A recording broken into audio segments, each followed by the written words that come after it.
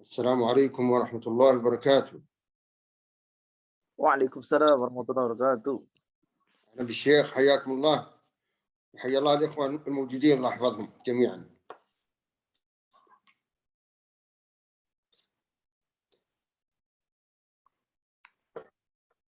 تفضل أخي الكريم ولا أبدأ أنا؟ بسم الله الرحمن الرحيم. حياكم الله شيخنا، كيف حالكم؟ بخير والله الحمد. أرى وجهك مبتسم ما شاء الله، ابتسامة طيبة. النبي صلى الله عليه وسلم قال تبسمك في وجه أخيك صدقة. ما شاء الله تبارك الله، زادك الله من فضله. آمين يا رب العالمين. Baik, ana abda bil muqaddimah Syekhana. Ikhwani dan akhwati fillah, alhamdulillah pada kesempatan kali ini kita bisa berjumpa kembali dengan Syekh Fadilatul Syekh Abdul Aziz Al-Kanhal, dan insyaallah kita akan melanjutkan kembali apa yang sudah dibicarakan oleh Syekh pada pertemuan di kemarin, yaitu berkaitan dengan al-iman bil yaumil akhir, keimanan kepada hari akhir, dan mungkin insyaallah nanti akan dilanjutkan juga dengan sedikit pembicaraan terkait dengan keutamaan dari 10 hari terakhir bulan Ramadan dan Lailatul Qadar insyaallah. Wa يعني نقول لفضيلة الشيخ فليتفضل بإلقاء كلمته وليتفضل مشكورا مأجورا. نعم. بسم الله الرحمن الرحيم، والحمد لله رب العالمين، والصلاة والسلام على نبينا محمد وعلى آله وأصحابه أجمعين، وبعد. حياكم الله أيها الأخوة الفضلاء، ونقول مرة أخرى نحن نحبكم في الله، ونسأل الله أن يجعلنا جميعا من المتحابين فيه الذين هم على منابر من نور. ثم أستشيركم، هل تريدون أن أبدأ بكلام مختصر عن العشر الأخير من رمضان وعن ليلة القدر، أو نبدأ بموضوعنا؟ تفضل يا شيخ.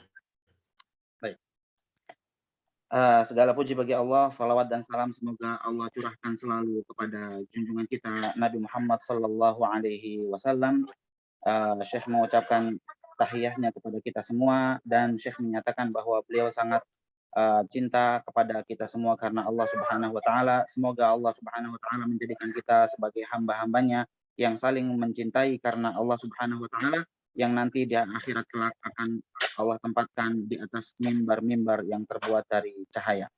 Syekh menyatakan di sini, apakah antum semuanya itu ingin pembicaraan kita pada pagi hari ini berkaitan dengan al-iman bil yaumil akhir, atau dimulai dengan pembicaraan tentang keutamaan 10 hari terakhir dari bulan Ramadan dan Lailatul Qadar? Bagaimana menurut antum semuanya? Silakan yang punya ide, yang mau kita mulai dengan pembahasan tentang keimanan terhadap hari akhir, atau tentang keutamaan 10 hari Ramadan. Yang kita mulai bicarakan apa dulu? Silakan. أنا أستاذ. Ya. عندي اقتراح يا شيخنا. أحسن يعني في الأول يعني نتكلم عن فضائل في العشر الأواخر. إذا كان هناك وقت يمكن نبحث أيضا يعني الإيمان بيوم الآخر. شكرا شيخنا، بارك الله فيكم. بارك الله فيك أيضا.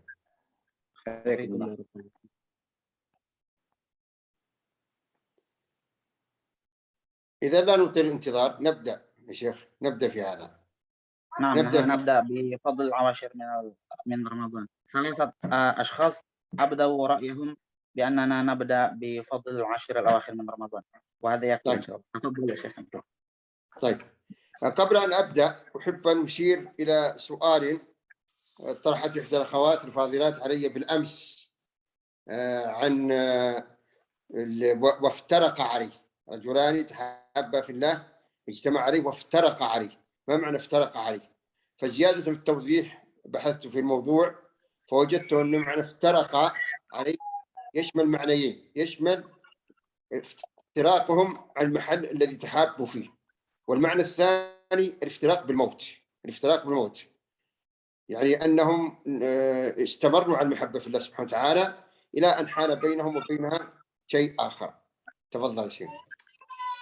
Ya, Sebelum masuk ke pembahasan tentang keutamaan dari 10 hari terakhir bulan Ramadan, Syekh ingin menambahkan jawaban beliau terhadap seorang akhwat yang bertanya di hari kemarin ya, berkaitan dengan makna dari sabda Rasul Shallallahu Alaihi Wasallam, iftaraqu alaihi, berpisah karena Allah. Itu maksudnya apa? Beliau membaca lebih banyak dan ingin menambahkan jawabannya bahwa iftaraqu alaihi itu dua orang yang saling mencintai karena Allah. Mereka berjumpa karena Allah dan berpisah juga karena Allah. Itu yang pertama adalah karena kecintaan kepada Allah Subhanahu wa taala. Lalu yang kedua, perpisahannya itu dikarenakan kematian gitu ya. Jadi dua orang yang saling mencintai karena Allah Subhanahu wa taala ya, berjumpa karena Allah dan berpisah juga karena Allah Subhanahu wa taala. Misalnya kalau ada kajian ya. Kajian itu kan ketaatan kepada Allah, lalu berjumpa di dalam kajian, lalu kemudian selesai dari kajian masing-masing juga ingin menunaikan hajatnya masing-masing. Misalnya yang satu ingin menunaikan menafkahi keluarganya, itu juga diperintahkan oleh Allah ya. Kemudian yang satu lagi misalnya ingin menemani orang tuanya dan berbakti kepada kedua orang tuanya, itu juga sama-sama sesuatu yang diperintahkan oleh Allah Subhanahu wa taala. Jadi ketemunya dalam kajian misalnya atau dalam sholat jamaah itu perintah Allah. Jadi sama-sama karena kecintaan kepada Allah Subhanahu wa taala, berpisah juga karena hal-hal yang diperintahkan oleh Allah Subhanahu wa taala. Ini yang termasuk at-tahabbu fillah. Kemudian juga termasuk ke dalamnya dipisahkan oleh maut ya. Dua orang yang saling mencintai, misalnya juga suami istri ya, atau sama-sama laki-laki dan sama-sama perempuan ya, berjumpa karena urusan akhirat gitu ya, bukan karena misalnya pengen nonton bola atau minum minuman khamar dan lain sebagainya, bukan karena urusan dunia, tapi betul-betul karena Allah Subhanahu wa taala, dan akhirnya dipisahkan dengan maut atau kematian. Naam Syekhana. ما شاء الله أطفالك يأبون إلا أن يشاركوننا في حلقتنا. حياهم الله أصلحهم الله. طيب. نعم شيخ، أنا عندي 4 أطفال. نعم. أقول قبل أن نبدأ في الكلام عن العشر يحسن أن نتكلم عن شهر رمضان. يا إخوان، شهر رمضان ليس كسائر الشهور. أنت أخي الكريم، أختي الكريمة، أنتم الآن في شهر عظيم مضى أكثر. أنتم في شهر مميز تماما تماما تماما. ينبغي أن تحسوا بهذه العظمة. الله عز وجل قال: ومن يعظم شعائر الله فإنها من تقوى القلوب. فتعظيم المؤمن لهذا الشهر هو من تعظيمه لله عز وجل الذي عظمه. والله سبحانه وتعالى عظمه بأمور، منها إنزال القرآن فيه. ابتدأ نزول القرآن في ليلة القدر، إنا أنزلناه في ليلة القدر. يعني هذا الشهر عظيم، شهر عظيم جدا جدا. من تعظيم الله سبحانه وتعالى له أن جعل صيامه وقيامه إيمانا واحتسابا سبب لمغفرة الذنوب والعتق من النار. ينبغي أخي الكريم أن تحس بهذه العظمة. الله عز وجل قال: ومن يعظم شعائر الله فإنها من تقوى القلوب. فتعظيمك لما عظمه الله ومن علامة قوة إيمانك ومحبتك لله سبحانه وتعالى. ينبغي أن نستشعر هذا، فإذا استشعرنا هذا فإننا نحافظ على أوقاتنا ونجتهد في الطاعات من أول الشهر إلى آخر دقيقة من الشهر. تفضل يا شيخ حفظك الله.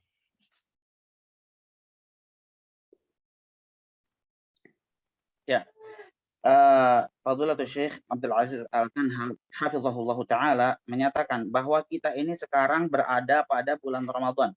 Bulan Ramadan itu tidak seperti bulan-bulan yang lainnya. Bulan Ramadan adalah bulan yang memiliki keistimewaan, bulan yang memiliki keutamaan yang tidak sama dengan bulan-bulan yang lainnya. Maka Allah Subhanahu wa taala mengagungkan bulan Ramadan ini karena Allah Subhanahu wa taala menurunkan Al-Qur'an pada bulan Ramadan ini. Apa saja yang Allah Subhanahu wa taala agungkan, maka hendaknya kita juga mengagungkan hal tersebut. Di antaranya adalah bulan Ramadan ini. Allah mengagungkan bulan Ramadan, maka kita agungkan juga bulan Ramadan tersebut. Allah Subhanahu wa taala berfirman, "Wa may yu'azzim sya'airallahi fa innaha min taqwal qulub." Barang siapa yang mengagungkan syiar-syiar Allah, maka hal tersebut termasuk ke dalam ketakwaan hati-hati kita. Allah Subhanahu wa taala mengagungkan bulan Ramadan karena pada bulan Ramadan ini Al-Quran diturunkan. Dan juga Allah Subhanahu wa Ta'ala akan mengampuni hamba-hambanya. Dan juga Allah Subhanahu wa Ta'ala akan membebaskan beberapa hamba-hambanya dari neraka. Ya. Oleh karenanya kita harus menghayati keagungan bulan Ramadan ini, ya, dan jangan sampai melewati bulan Ramadan ini dengan perasaan biasa saja, ya. Jangan sampai seperti itu. Kita harus betul-betul mengagungkan bulan Ramadan ini dan memanfaatkan waktu semaksimal mungkin dengan berbagai macam rutinitas ibadah dan ketaatan kepada Allah Subhanahu wa Ta'ala. Kita najtahid fi ta'at, bersungguh-sungguh dalam mengerjakan ketaatan kepada Allah Subhanahu wa Ta'ala dari awal Ramadan sampai menit-menit dan detik-detik terakhir di akhir bulan Ramadan. Naam, Syekh. والنبي صلى الله عليه وسلم عظم العشر الأواخر من رمضان أكثر من غيرها، ومن تعظيمه صلى الله عليه وسلم لها أنه كان يعتكف فيها طلبا لفضيلة ليلة القدر. ولاحظوا هنا في اعتكاف النبي صلى الله عليه وسلم مسألة دقيقة مهمة. المسجد النبوي كان صغيرا جدا، يعني كان مسجد طين وكان صغير جدا، ومع ذلك ضربت للنبي صلى الله عليه وسلم خيمة صغيرة في المسجد. هذا من المبالغة في يعني التخلي والعبادة والتفرغ للعبادة والتفرغ عن الناس كلهم. فينبغي المؤمن أن يتأسى بالنبي صلى الله عليه وسلم. الله عز وجل يقول لقد كان لكم في رسول الله أسوة حسنة، أي قدوة حسنة. فالذي يستطيع أن يعتكف، الذي لا يستطيع يجتهد وهو في بيته، وله أجر الاعتكاف إذا نوى ذلك، الحمد لله. المهم هو الاجتهاد، المهم هو الاجتهاد في هذه العشر. ومن فضائل هذه العشر أن فيها ليلة القدر، ومن حكمة الله سبحانه وتعالى أن أخفاها عن العباد حتى يجتهدوا في طلبها فيتزداد حسناتهم. فالنبي صلى الله عليه وسلم أخبر في أحاديث بأنها قال تمسوها في 9 تبقى، في 7 تبقى. وردت ليالي أحاديث أنها في ليلة 21، وأحاديث أنها في ليلة 27. كل ذلك يدل على أنها غير ثابتة في ليلة واحدة كما يعتقد بعض الناس. هي متنقلة تبع حكمة الله سبحانه وتعالى، سنة في 21، سنة في 23، 25، 27. ولكن بعض العلماء قالوا إنها قد تتكرر في ليلة 27 لقوة الأدلة الواردة فيها.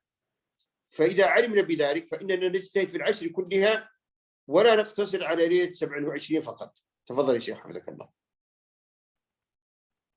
Nah,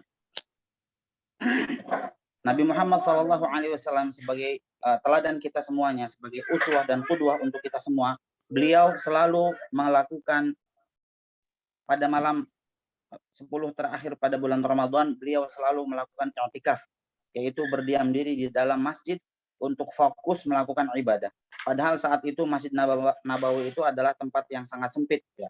Tidak seperti sekarang, tidak seperti zaman modern ini, masjidnya sudah sangat modern sekali. Pada zaman Nabi Muhammad SAW itu masjidnya sangat kecil sekali, tapi beliau masih menyempatkan diri untuk melakukan i'tikaf pada 10 hari terakhir bulan Ramadan.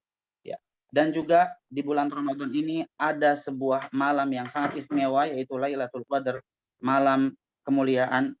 Dan Allah Subhanahu wa Ta'ala menyembunyikan kapan malam tersebut terjadi. Supaya apa? Hikmahnya agar supaya para hamba-hamba Allah Subhanahu wa Ta'ala semuanya itu giat dalam melakukan ibadah, ya. Bertambah giatnya mereka untuk melakukan ibadah, sehingga disembunyikanlah waktu di mana Lailatul Qadar tersebut terjadi.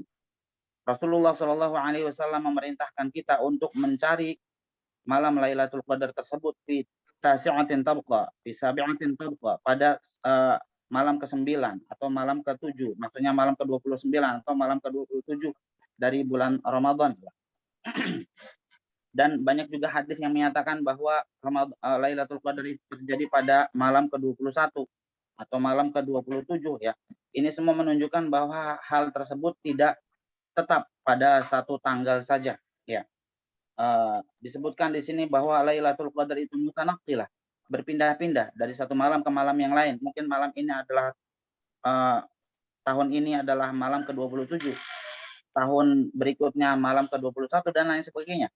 Ya, itu adalah pendapat yang kuat di mana malam Lailatul Qadar itu bisa berpindah-pindah dari satu malam ke malam yang lainnya. Yang penting jika sudah masuk ke 10 hari terakhir, hendaknya kita itu giat melakukan ibadah, ya, tidak membeda-bedakan antara satu malam dengan malam yang lain, ya. Selama 10 malam terakhir bulan Ramadan itu kita fokuskan untuk beribadah dan insya Allah kita akan mendapatkan Lailatul Qadar tersebut. Naam, Syekh. في صحيح مسلم عن عائشة رضي الله عنها أن النبي صلى الله عليه وسلم كان يجتهد في العشر الأواخر ما لا يجتهد في غيره. وفي الصحيحين عنها قالت: كان النبي صلى الله عليه وسلم إذا دخل العشر شد مئزره وأحيا ليله وأيقظ أهله. وفي المسند عنها قالت: كان النبي صلى الله عليه وسلم يخلط العشرين بصلاة ونوم، فإذا كان العشر شمر وشد المئزر. هذه الأحاديث أيها الأخوة تدل على فضيلة هذه العشر، وأن النبي صلى الله عليه وسلم كان يجتهد فيها اجتهادا عظيما، كان يحيي الليل كله وكان يعتزل نساءه، كل ذلك طلبا لفضيلة ليلة القدر. فينبغي المؤمن أن يتأسى بالنبي صلى الله عليه وسلم في ذلك. والاجتهاد في العشر شامل لقيام الليل، الصلاة، تلاوة القرآن، الصدقة، جميع أعمال الخير يشملها هذا الاجتهاد والقيام. تفضل يا شيخ حفظك الله. Nah, disebutkan dalam hadis riwayat Muslim rahimahullah taala bahwa Ibunda Aisyah radhiyallahu anha menyatakan Rasulullah Shallallahu alaihi wasallam itu jika telah memasuki 10 hari bulan Ramadan yang terakhir, beliau itu melakukan ibadah dengan lebih giat lagi, ya, yang tidak beliau lakukan pada waktu-waktu yang lain. Kana yajtahidu fil ashril awakhir ma la yajtahidu fi ghairihi. Disebutkan pula idza dakhala al-ashr ahya lailahu wa ayqadha ahlahu wa shadda mi'zarahu, bahwa beliau sallallahu alaihi wasallam jika telah memasuki 10 hari terakhir pada bulan Ramadan, beliau menghidupkan malamnya dengan berbagai macam rutinitas ibadah, ya, membangunkan keluarganya dan juga mengencangkan sarungnya, ya.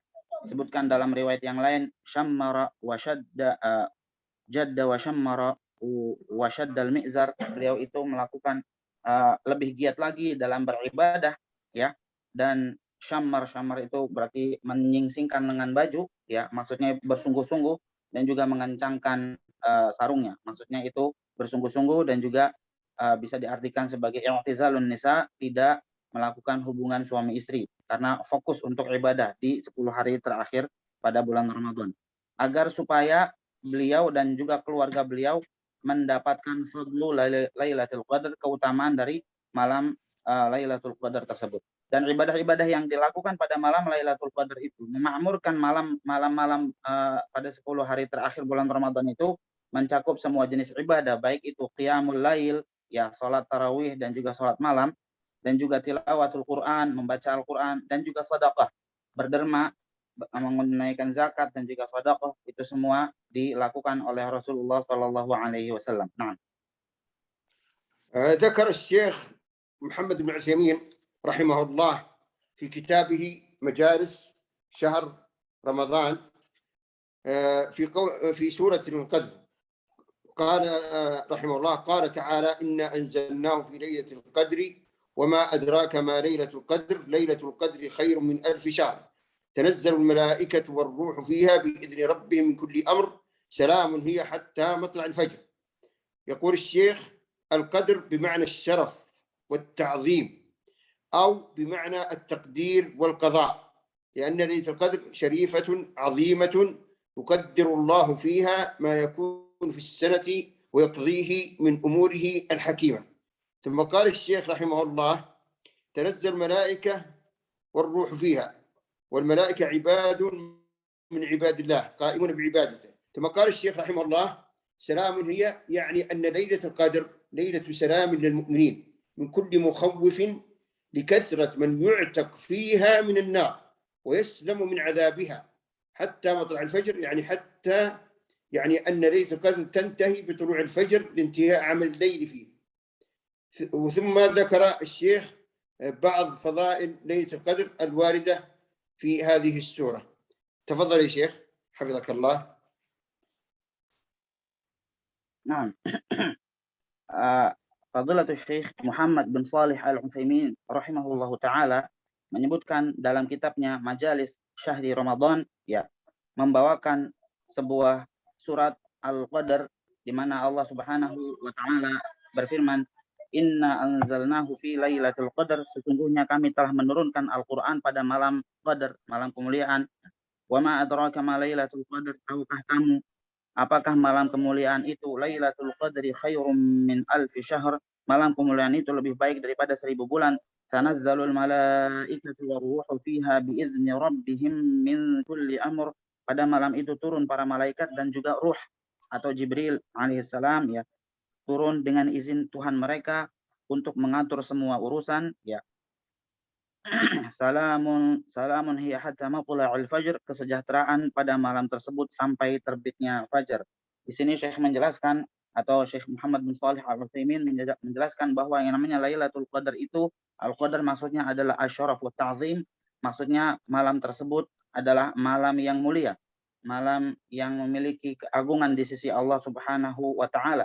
Dan pada malam itu juga Allah Subhanahu wa taala menentukan takdir-takdir hambanya untuk setahun yang akan datang, ya. Dan al-malaikah atau para malaikat yang turun pada malam itu termasuk juga Jibril di dalamnya, mereka adalah para hamba-hamba Allah yang melakukan Allah, ya, apa yang Allah Subhanahu wa taala perintahkan, ya. Dan salamun hiya hatta matla'il fajr, salam di sini maksudnya adalah kesejahteraan, kedamaian, ya. Kenapa dikatakan seperti itu? Karena kaum mukminin akan mendapatkan kesejahteraan dan keselamatan, ya, karena banyaknya di hamba-hamba Allah Subhanahu wa taala yang Allah bebaskan dari neraka, dan juga karena hamba-hamba Allah Subhanahu wa taala dibebaskan dari azab Allah Subhanahu wa taala pada malam tersebut sampai menyingsingnya fajar. Naam Syekhana, tafadhal. ثم ذكر الشيخ رحمه الله وجزاه الله عنا وعن الإسلام والمسلمين خير الجزاء، ذكر 6 فضائل لليلة القدر. قال: الفضيلة الأولى أن الله أنزل فيها القرآن الذي به هداية البشر وسعادتهم في الدنيا والآخرة. الفضيلة الثانية ما يدل عليه الاستفهام من التفخيم والتعظيم في قوله عز وجل: وما أدراك ما ليلة القدر. الفضيلة الثالثة أنها خير من 1000 شهر، يعني العبادة فيها خير من العبادة في 83 سنة. الفضيلة الرابعة أن الملائكة تتنزل فيها وهم لا ينزلون إلا بالخير والبركة والرحمة. الفضيلة الخامسة أنها سلام لكثرة السلامة فيها من العقاب والعذاب بما يقوم به العبد من طاعة الله عز وجل. الفضيلة السادسة أن الله أنزل في فضلها سورة كاملة تتلى إلى يوم القيامة. ثم قال الشيخ: ومن فضائل ليلة القدر ما ثبت في الصحيحين من حديث أبي هريرة رضي الله عنه أن النبي صلى الله عليه وسلم قال: من قام ليلة القدر إيمانا واحتسابا غفر له ما تقدم من ذنبه.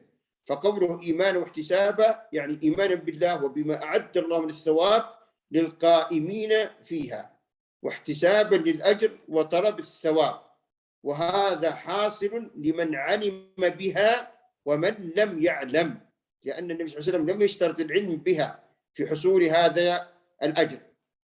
وهذا فائدة عظيمة أيها الإخوة في أن يعني ننتبه لهذا أيها الإخوة، أن لا ننشغل بالرؤى. بعض الناس ينشغلون، خاصة الأخوات النساء ينشغلون الرؤى في ليلة القدر، وبعض الناس يقيسوا يعني ليلة القدر بارتياحه هو. نقول لا، هذا ولا هذا. من قام العشر الأواخر كلها فقد قام ليلة القدر، من قام العشر الأواخر كلها فقد وفق ولله الحمد القيام ليلة القدر، ويكفي هذا. تفضل يا شيخ حفظك الله وجزاك الله عنا وعن مستمعين خير الجزاء.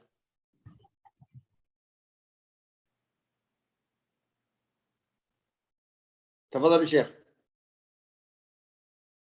يا شيخ. عفوا شيخنا، أنا خرجت قليلا عنكم ودخلت مرة أخرى. وقفت على 7 أمور من فضل ليلة القدر. هل هناك أمر ثامن؟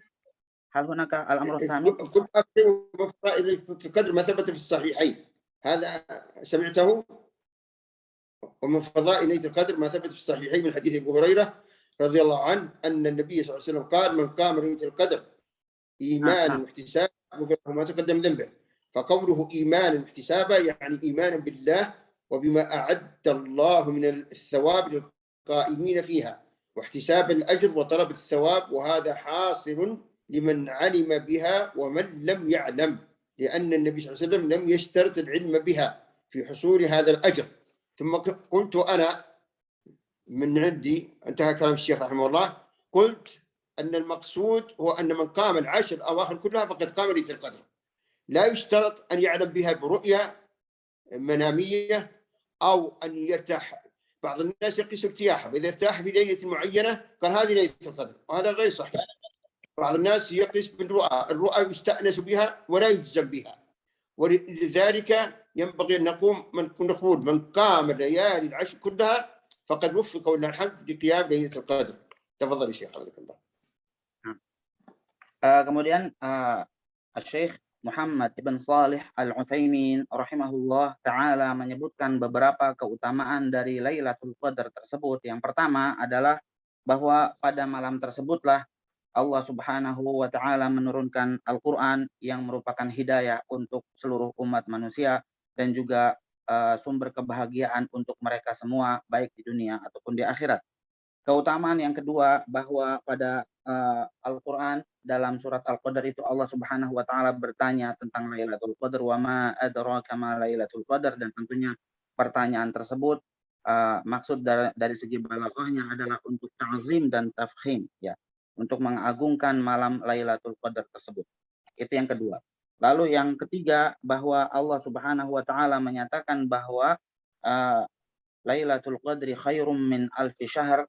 Lailatul Qadar itu lebih baik daripada 1000 bulan. Maksudnya jika ada orang yang melakukan ibadah pada malam tersebut, maka seolah-olah dia telah melakukan ibadah selama 83 tahun lebih beberapa bulan. Ya.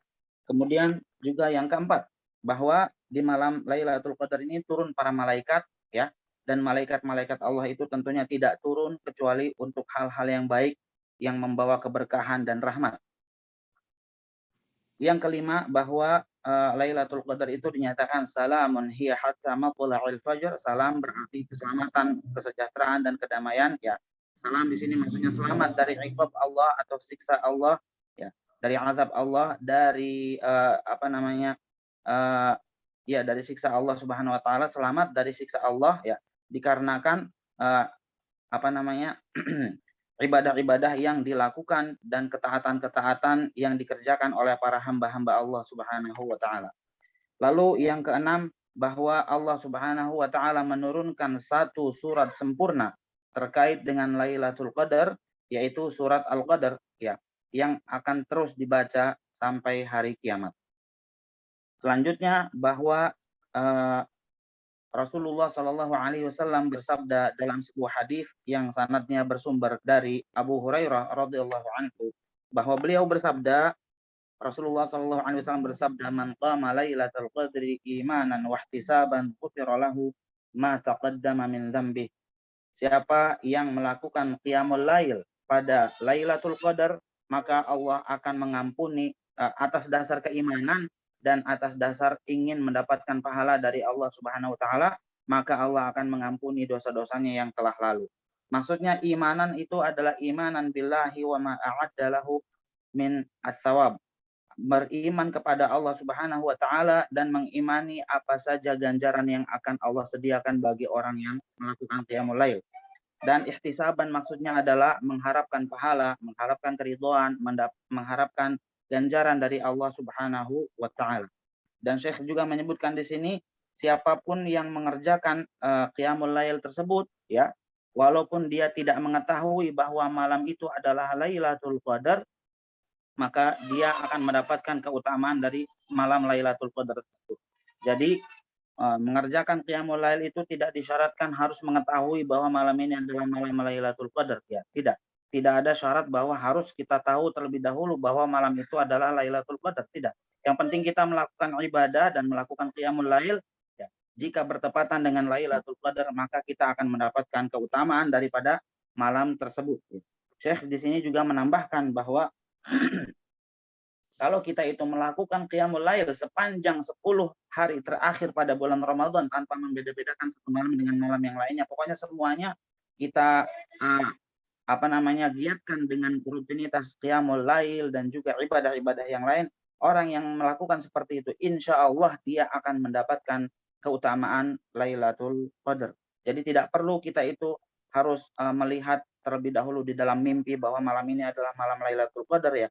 Tidak perlu didasari atas ar-ru'a wal manamat, tidak perlu didasari atas mimpi ataupun perasaan atau apa. Yang penting kita melakukan ibadah, giat beribadah pada 10 hari bulan Ramadan, insya Allah kita akan mendapatkan keutamaan daripada Lailatul Qadar. Naam Syekh. Tafadhalu. وأختم الكلام عن العشر الأواخر وليلة القدر بالأمور التالية. الأمر الأول أيها الأخوة، أعظم ما يعين المؤمن على حسن الاستفادة من هذه المواسم العظيمة الأمور التالية. الأمر الأول تعظيم شعائر الله، فهذه من شعائر الله هذه الأيام، شهر رمضان كله وهذه العشر هي من شعائر الله عز وجل. الله عز وجل قال: ومن يعظم شعائر الله فإنها من تقوى القلوب. الأمر الثاني الدعاء مهم جدا أيها الأخوة، وما توفيقي إلا بالله، ادعوني أستجب لكم. فادعوا الله، أنت إنسان ضعيف، أنت تحتاج إلى إعانة من الله عز وجل على الطاعات، فادعوا الله أن يعينك على نفسك وعلى هواك وعلى شيطانك. ادعوا الله كثيرا كثيرا، اسأل الله التوفيق والإعانة. الأمر الثاني معرفة فضيلة هذه العشر، شهر رمضان وهذه العشر، وقد سمعت شيئا من ذلك. الأمر الرابع المجاهدة، والذين جاهدوا فينا لنهدينهم سبلنا. النفس ضعيفة والشيطان حريص على تثبيتك على الخير، والصوارف كثيرة، فلا بد من مجاهدة للنفس. أسأل الله لكم جميعا أن تبلغوا ليلة القدر وأن توفقوا إلى قيامها إيمانا واحتسابا. تفضل يا شيخ حفظك الله. Ya. Kemudian Syekh melanjutkan beberapa perkara yang dapat membantu kita untuk mendapatkan Lailatul Qadar dan mendapatkan keutamaan pada 10 hari terakhir pada bulan Ramadan ini. Ya. Pertama, bahwa kita itu menghadirkan dalam hati kita ta'zim kepada bulan Ramadan, karena mengagungkan syiar-syiar Allah Subhanahu wa taala itu adalah termasuk ke dalam ketakwaan, seperti yang disabdakan, seperti yang difirmankan Allah Subhanahu wa taala dalam Al-Qur'an, ya. Wa may yu'azzim sya'airallahi fa innaha min taqwal qulub. Siapa yang mengagungkan syiar-syiar Allah, di antaranya adalah Ramadan, ya. Maka hal tersebut termasuk ke dalam ketakwaan hati. Ya. Itu yang pertama. Jadi kita harus menghadirkan rasa pengagungan di dalam hati kita terhadap apa saja yang Allah Subhanahu wa taala agungkan, termasuk ke dalamnya adalah bulan Ramadan.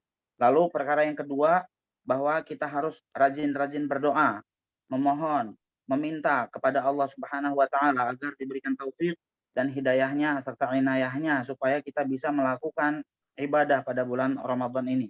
Wa ma taufiqi illa billah, yang berkuasa memberikan taufik kepadaku itu hanyalah Allah Subhanahu wa taala. Ya, Allah juga menjanjikan, ud'uuni astajib lakum, berdoalah kalian semua wahai para hambaku kepadaku, pasti aku akan mengabulkan doa-doa kalian, ya. Karena manusia itu sangat lemah, ya. Manusia itu tidak bisa mengandalkan dirinya sendiri tanpa pertolongan Allah Subhanahu wa taala untuk melawan hawa nafsunya dan untuk melawan setannya. Ya, maka hendaknya kita memohon dan meminta kepada Allah Subhanahu wa taala selalu di dalam doa kita agar diberikan taufik dari Allah Subhanahu wa taala. Kemudian yang ketiga, kita juga harus mengenal keutamaan dari 10 malam terakhir dan juga keutamaan dari bulan Ramadan dan juga keutamaan dari Lailatul Qadar, ya. Sebagaimana kita semua sudah mendengar dari pemaparan Syekh tadi tentang keutamaan-keutamanya, sebagian dari keutamaan-keutamanya. Sehingga dengan mengetahui keutamanya kita juga akan menjadi lebih semangat, ya, melakukan ibadah pada 10 hari terakhir bulan Ramadan. Yang terakhir, yang keempat, mujahadatun nafs, ya. Bersungguh-sungguh melakukan mujahadah, jihad, ya. Maksudnya bersungguh-sungguh untuk melakukan ibadah, untuk giat melakukan ibadah, dibiasakan sehingga diri kita juga nanti akan terbiasa melakukan ibadah. Ya, walaupun mungkin di awalnya berat, tapi kalau kita biasakan, insya Allah kita pun juga akan terbiasa untuk melakukan ibadah kepada Allah Subhanahu wa taala, terutama pada 10 hari terakhir bulan Ramadan ini, ya. Agar kita bisa mengalahkan setan kita, bisa mengalahkan hawa nafsu kita, ya.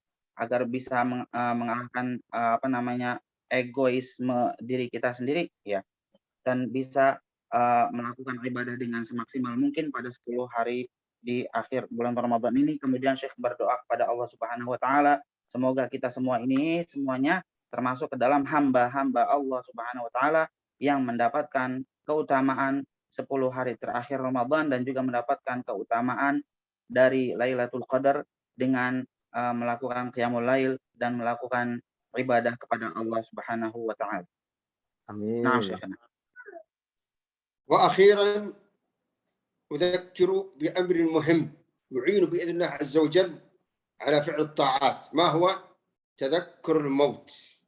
إنك ميت وإنهم ميتون، إذا جاء أجلهم فلا يستأخرون ساعة ولا يستقدمون. فتذكر المؤمن للموت يعينه بإذن الله عز وجل على حسن العبادة، لأنك تتذكر أنك قد تموت في أثناء رمضان أو بعد رمضان، فلا تدرك رمضان الآخر، وأنه لن ينفعك إلا العمل الصالح. ولذلك من حكمة الله سبحانه وتعالى أن أكثر من ذكر الموت في كتابه العزيز، وكذلك النبي صلى الله عليه وسلم، حتى ترق القلوب وتدمع الأعين ويقلع المؤمن عن المعاصي ويقبل على الطاعات. فأكثروا من ذكر الموت. عندما تمر بآيات الموت وأنت تقرأ كتاب الله قف عندها، حرك بها قلبك. فتذكر الموت لا شك أنه دافع قوي للأعمال الصالحة. تفضل حياك الله يا شيخ. Nah, jazakumullah khairan Syekhana. Di sini Syekh melanjutkan bahwa ada satu perkara lagi yang sangat penting ya, yang kalau kita itu mengingatnya maka kita akan lebih giat lagi untuk melakukan ibadah kepada Allah Subhanahu wa taala, yaitu tazakkurul maut, mengingat-ingat maut, mengingat-ingat kematian ya. Innaka mayyitun wa innahum mayyitun. Allah Subhanahu wa taala berfirman kepada Nabi Muhammad, sesungguhnya engkau akan mati wahai Nabi Muhammad, dan mereka pun juga akan mati ya. Juga Allah Subhanahu wa taala menyatakan, wa idza jaa ajaluhum fala yastakhiruna sa'atan wa la yastaqdimun. Jika ajal mereka, ajal orang-orang itu sudah datang, maka mereka tidak bisa memajukan atau memundurkan walaupun cuma sesaat atau sebentar ya. Jadi ajal itu tidak bisa ditangguhkan, tidak bisa dipercepat, dan tidak pula bisa ditangguhkan. Ketika kita mengingat kematian, maka kita akan lebih giat untuk melakukan ibadah ya. Dan terutama pada bulan Ramadan ini.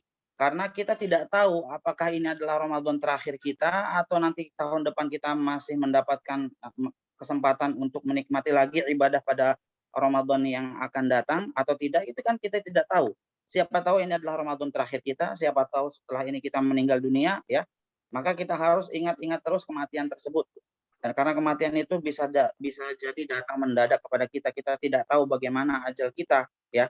Maka hendaknya kita selalu mengingat kematian ini. Dengan mengingat kematian maka tariqul qulub, hati kita akan menjadi lembut ya, dan juga kita akan mudah untuk meninggalkan maksiat, dan juga al-iqbal 'ala ta'at, kita juga akan lebih giat untuk melakukan ibadah. Sehingga kalau kita membaca Al-Qur'an dan di dalam ayat-ayat Al-Qur'an itu misalnya ada ayat-ayat yang berkaitan dengan tentang maut ya, tentang urusan akhirat, maka kita renungkan ayat-ayat tersebut. Kita perhatikan ayat-ayat tersebut ya, supaya kita mengingat kematian sehingga kita lebih giat lagi untuk melakukan ibadah. Naam Syekhana. قبل أن أبدأ في الموضوع الآخر، في أحد الأخوة كتب قبل قليل قال أن الصوت غير واضح. هل يقصد صوتي أم صوتك؟ لا أدري. نعم شيخنا. صوتي الذي لم يكن واضحا. الصوت غير واضح، صوتي أم صوتك؟ Gimana sekarang suaranya udah jelas ya? Tes 1 2 3, suaranya jelas? Jelas. Ya. Wadah Syekh. واضح الآن؟ صوتي أنا لكن الآن اتضح إن شاء الله. أنت شباب، يفترض يكون صوتك أوضح من صوتي. نعم. طيب ننتقل إلى الموضوع الآخر. أنا أقترب إلى المايك أكثر. طيب هل تريدون أن ننتقل مباشرة إلى الموضوع الآخر عن اليوم الآخر أم فيها أسئلة تتعلق بالعشر وليلة القدر؟ هل في أسئلة تتعلق Baik. بها أم ننتهي؟ Apakah kita mau langsung pindah ke tema selanjutnya berkaitan dengan al-iman bil yaumil akhir, atau ada yang mau ditanyakan terkait dengan fadlul ashr al-awakhir dan Lailatul Qadar? Silakan, bagaimana ikhwah dan akhwat, apakah mau kita langsung pindah ke tema selanjutnya yaitu al-iman bil yaumil akhir, atau ada pertanyaan terkait dengan keutamaan 10 hari terakhir Ramadan dan Lailatul Qadar? Bagaimana? Silakan dinyalakan saja mic-nya langsung atau ditulis di sini, ditulis di chat Ustaz, kalau ada pertanyaan. Ya, izin silakan. bertanya, Ustaz. Jazakallah Silakan. khairan untuk kesempatannya. Ustaz, izin bertanya, kalau misalkan untuk di 10 terakhir Ramadan ini, kita itu ini Ustaz, misalkan di 5 terakhir bulan Ramadan itu kita mengadakan perjalanan pulang kampung gitu Ustaz. Itu bagaimana ya kita mendapatkan keutamaan di 10 akhir bulan Ramadan Ustaz? Jazakallah khairan. Misalkan kita dalam perjalanan gitu Ustaz, safar. أختنا تسألكم تقول كيف أحصل على فضل ليلة القدر ومن عادة الإندونيسيين عامة، يعني أنهم خاصة على الذين يعملون في المدن الكبيرة فإنهم يرجعون إلى قراهم، يرجعون إلى بيوت آبائهم وأمهاتهم، يعني في العشر الأواخر يسافرون من المدن إلى القرى، فهذا السفر ربما يستغرق أياما، ففي خلال أيام السفر هذه كيف هم يحصلون على فضل ليلة القدر وهم في السفر؟ نعم. إن كانت تقصد أنهم ينشغلون بزيارة أقاربهم وغير ذلك وخدمتهم وغير ذلك فهم على أجر عظيم، والله سبحانه وتعالى قال فاتقوا الله ما استطعتم. فالإنسان يتقي الله قدر استطاعته وينوي النية الطيبة ويعمل ما يستطيعه، والله سبحانه وتعالى كريم جواد يعلم بنيته ويأجره الأجر عظيم، وبذلك يرجى له أن يحصل على هذا الثواب. تفضل شيخ. Ya. Jadi di sini Syekh menyatakan kalau orang itu melakukan mudik, ya, mudik itu kan tujuannya untuk ziarah, untuk mengunjungi orang tua kita, untuk mengunjungi handai taulan, untuk mengunjungi saudara-saudara kita, itu juga termasuk amalul bir, termasuk ke dalam ibadah ya yang besar juga gitu ya. Maka Syekh menyatakan fattaqullaha mastata'tum, bertakwalah kepada Allah semampu kalian. Jadi selama kita dalam perjalanan, gunakanlah waktu tersebut, manfaatkanlah waktu-waktu tersebut untuk melakukan ibadah apa saja, ya, baca Al-Qur'an atau zikir dan lain sebagainya, ya. Dan niatkan agar supaya kita mendapatkan keutamaan daripada Lailatul Qadar. Sehingga dengan niat tersebut Allah Subhanahu wa taala Maha Karim, Maha Jawad. Allah Subhanahu wa taala itu Maha baik, Maha dermawan, pasti akan memberikan keutamaan tersebut kepada orang-orang yang memang hatinya berniat tulus ingin mendapatkan keutamaan Lailatul Qadar. Jadi walaupun dalam keadaan safar, kalau kita menggunakan waktu tersebut untuk beribadah kepada Allah Subhanahu wa taala semampu kita, insya Allah kita juga akan mendapatkan keutamaan dari Lailatul Qadar. Nah. إذا ننتقل الآن في أسئلة ولا ننتقل الموضوع الآخر؟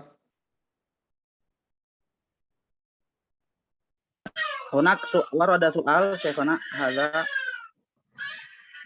Afan Ustaz, izin bertanya, mau bertanya Ustaz, bagaimana i'tikaf kalau setelah sholat maghrib, apakah tetap dianggap i'tikaf?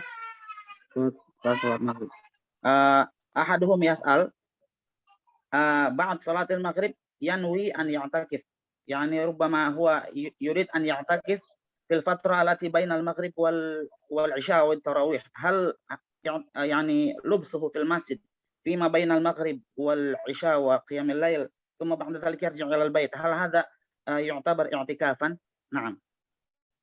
ذكر بعض العلماء ذلك، ذكروا أنه لو جلس وقتا قليلا ونوى به الاعتكاف يكتب له، ولكن اعتكاف السنة في العشر الأواخر هو أن يعتكف المؤمن من ليلة 21 إلى أن ينتهي الشهر، إلى أن يعلن رؤية هلال شوال. هذا هو اعتكاف السنة وهذا هو الأفضل. ولكن أقول أيضا الذي لا يستطيع أن يعتكف كل الليالي إما بسبب ارتباطات عمل أو غير ذلك فلا يترك كل شيء، يعتكف الليالي التي يستطيعها ويتلمس الأوتار بالذات، أوتار العشر الأواخر يجتهد في أن يعتكف فيها أو في بعضها حتى يتفرغ، لأن المقصود من الاعتكاف التفرغ عن شواغل الدنيا والتفرغ للطاعة وإحياء الليل. فالذي لا يستطيع أن يعتكف ليلا ونهارا كل العشر فلا يفوت على نفسه هذا الخير العظيم، فيعتكف بعض الليالي والتي يستطيعها، والله عز وجل يأجره على قدر نيته. نعم تفضل. Ya, jawaban Syekh, kalau misalnya ada orang yang bisa beriktikafnya hanya antara maghrib sampai isya misalnya ya, dan hanya itu yang bisa dia lakukan, maka itu sebagian ulama juga menyatakan hal tersebut termasuk ke dalam i'tikaf, walaupun hanya sebentar di masjid ya. Yang penting sudah diniatkan di dalam hati bahwa dia ingin melakukan i'tikaf dan beribadah, maka hal tersebut sudah masuk ke dalam i'tikaf.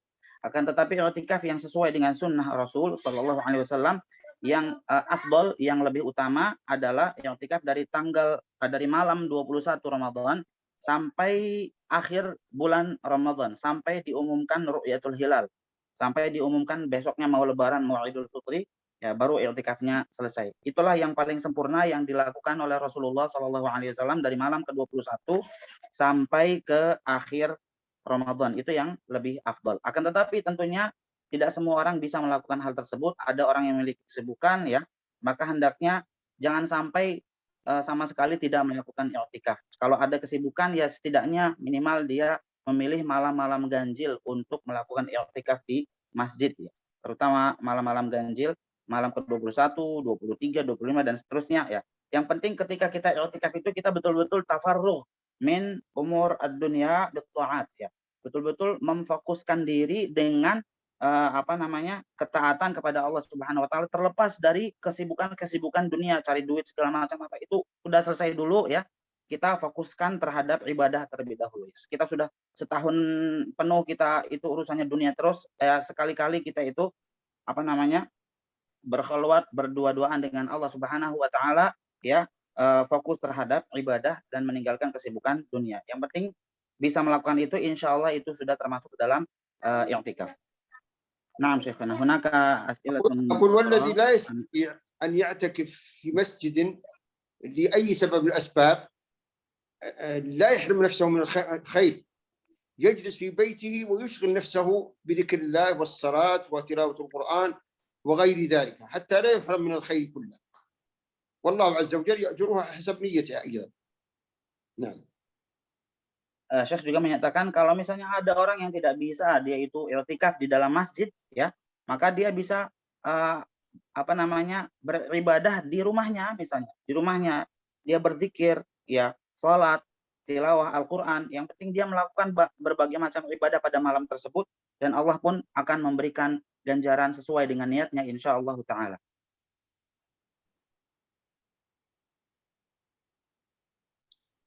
Afan Ustadz izin bertanya, ada makna dari Lailatul Qadar di mana dituliskan takdir untuk 1 tahun ke depan? Apakah takdir yang dituliskan berkaitan dengan kebagusan amal yang dilakukan di 10 hari, berkaitan kebagusan amalan yang dilakukan di 10 hari terakhir? Sa'ilun yas'al atau ihdal akhawat tas'alukum taqul Lailatul Qadar hadhihi tuktabu fiha maqadir lis-sanatil qadimah.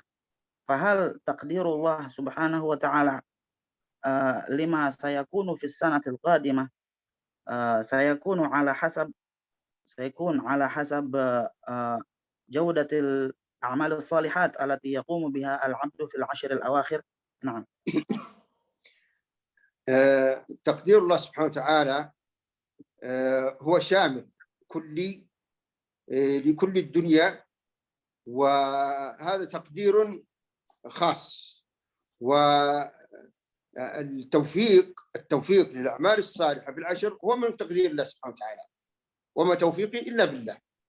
فإذا وفقت العمل الصالح فهذا من تقدير الله وتوفيق الله سبحانه وتعالى لك. نعم. وهو يكتب في ميزان حسب الإخلاص. بحسب إخلاصك لله سبحانه وتعالى. الله عز وجل قال فاعبد الله مخلصا له الدين، فلا بد من الإخلاص والمتابعة للنبي صلى الله عليه وسلم حتى يكتب العمل في ميزان حسناتك، وهو من تقدير له. نعم، تفضل يا شيخ حفظك الله. Jadi Syekh menyebutkan bahwa takdir yang akan Allah Subhanahu wa taala tentukan di malam Lailatul Qadar yang untuk 1 tahun ke depan itu adalah syamil likulid dunya, mencakup takdir untuk semua yang ada di dunia ini, bukan hanya manusia ya. Semuanya itu ditentukan takdirnya pada malam tersebut untuk 1 tahun yang akan datang ya. Dan itu juga termasuk ke dalamnya adalah amal soleh yang kita lakukan di malam tersebut ya. Jadi ketika kita itu bisa memiliki kemampuan, memiliki keinginan untuk melakukan amal soleh di 10 hari terakhir pada bulan Ramadan, itu juga termasuk yang Allah Subhanahu wa taala takdirkan kepada kita semua. Jadi Allah Subhanahu wa taala menyatakan fa'budillaha mukhlishan lahuddin, sembahlah Allah semata dengan memurnikan ketaatan dan memurnikan agama hanya kepadanya ya. Jadi bisanya kita melakukan ibadah ya, kemampuan kita melakukan ibadah, keinginan kita dan mampunya kita melakukan ibadah itu juga termasuk ke dalam takdir yang Allah Subhanahu wa taala tentukan, karena takdirnya itu mencakup seluruh hal. Naam Syekhuna, sa'aqra soalan akhir.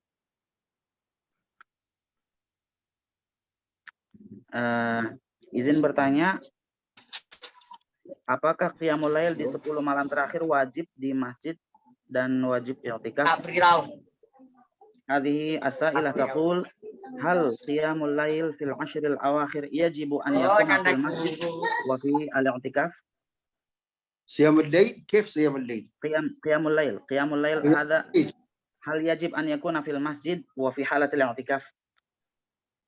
الاعتكاف إنما يكون في المسجد، إنما يكون في المسجد ولا يكون في غير المسجد.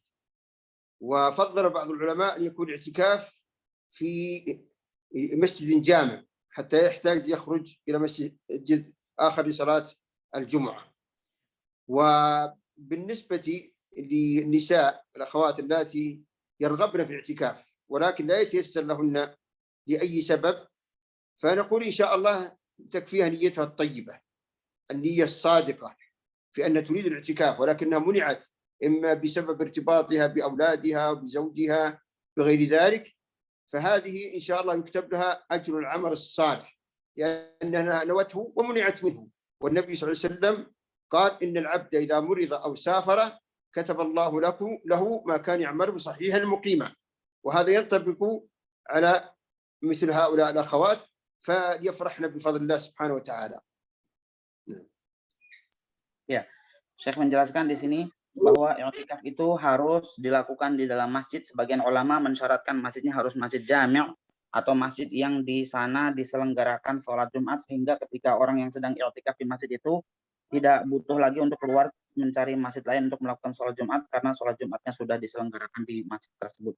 Sebagian ulama mensyaratkan seperti itu, jadi harus di masjid jami'. Adapun wanita yang misalnya dia itu terhalang tidak bisa melakukan i'tikaf ya, disebabkan karena dia itu seorang ibu yang mengurusi beberapa anak kecil atau apa saja ya, penghalang-penghalang yang lain, atau haid, nifas dan sebagainya, itu yang penting dia berniat. Dia berniat, ingin bertekad, berazam, ingin melakukan i'tikaf, akan tetapi karena ada halangan sehingga tidak bisa melakukan hal tersebut ya.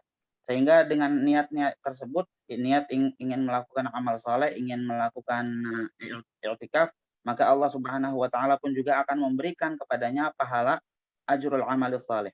Dalam sebuah hadis juga dinyatakan bahwa sesungguhnya seorang hamba itu jika dia ingin berniat, berazam, bertekad untuk melakukan sebuah amal saleh, ya, akan tetapi dia terhalang untuk melakukan hal tersebut karena sakit misalnya atau karena safar misalnya ya, maka dia akan mendapatkan pahala seperti dia dalam kondisi sehat dan mukim berada di kampung halamannya gitu ya. Jadi ketika seorang itu sehat, misalnya dia rajin melakukan ibadah, tapi karena dia itu sedang sakit sehingga ibadah yang biasa dia lakukan dalam kondisi sehat tidak bisa lagi dia lakukan karena dia sakit, maka Allah akan memberikan ganjaran sama seperti sedia kala ketika dia masih dalam kondisi sehat atau ketika dia masih dalam kondisi mukim, berada di kampung halamannya ya. Misalnya dia safar. Kalau dia nggak safar, itu pasti dia melakukan qiyamul lail, melakukan ini ya. Kebiasaannya seperti itu. Tapi karena dia itu sedang safar, sedang melakukan perjalanan, maka terhalanglah dia dari melakukan kebaikan-kebaikan yang biasa dia lakukan kalau nggak safar.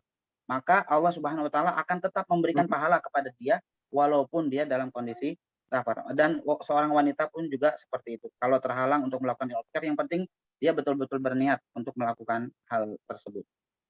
Nah, syekhana naqra as'ilatan ukhra. Izin Ustaz, apakah wudhu bisa batal apabila ketiduran di mobil saat safar? Hal an-naum an-naum at-tafif, yani an-naum alladhi yantabul insan عندما يكون في داخل السيارة وهو في السفر، هل هذا النوم الخفيف ينقض الوضوء؟ النوم ينقض الوضوء ليس لأنه ناقض في ذاته، ولكن لأنه مظنة لأن يخرج شيء من الإنسان، لأنه مظنة أن يخرج شيء من النوم المستغرق وليس النوم نعاس. عند الصحابة رضوان الله عليهم كانوا مع النبي صلى الله عليه وسلم ينتظرون صلاة العشاء وكانت رؤوسهم تخفق ثم يقومون ويصلون مع النبي صلى الله عليه وسلم بدون أن يعيدوا الوضوء. فإذا كان النوم نوما مستغرقا لا يحس بما حوله، هذا هو الذي ذكر العلماء أنه ينقض الوضوء. أما النعاس فهذا لا ينقض الوضوء. Syekh menjelaskan bahwa tidur itu sebenarnya bukan tidurnya yang membatalkan wudhu, akan tetapi karena tidur tersebut adalah madhinnah, ya, merupakan diperkirakan bahwa tidur tersebut menyebabkan seseorang misalnya kentut atau apa gitu ya, sehingga wudhunya itu menjadi batal. Dan yang dimaksud dengan tidur yang membatalkan adalah an-naumul mustaghriq, tidur yang sangat terlelap sekali sehingga dia itu la yuhis bima haulahu, tidak merasakan apa yang terjadi di sekitarnya, dipanggil enggak nyaut, ya ada suara apa dia enggak tahu, enggak mendengar dan sebagainya. Ya, betul-betul hilang panca inderanya gitu ya, tidak melihat dan tidak mendengar apapun yang ada di sekitarnya. Itulah yang membatalkan wudhu. Adapun kalau tidurnya itu hanya tidur terlelap, maksudnya tidurnya itu hanya tidur ringan atau ngantuk ya, itu tidak membatalkan wudhu ya.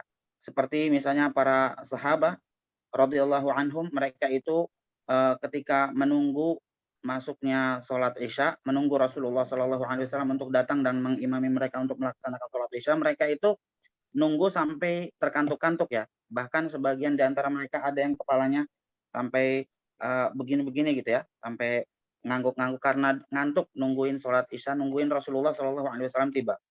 Akan tetapi ketika Rasulullah tiba lalu mengimami sholat, mereka langsung bangkit dan langsung masuk ke barisan sholat tanpa mengulang kembali wudhunya, karena tidurnya itu hanya kantuk saja, bukan tidur terlelap ya sampai ngorok, sampai enggak sadarkan diri gitu ya.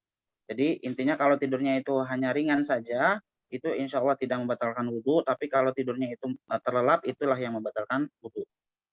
Naqra asilatan ukhra, syekhana. تفضل اطرح كل الأسئلة.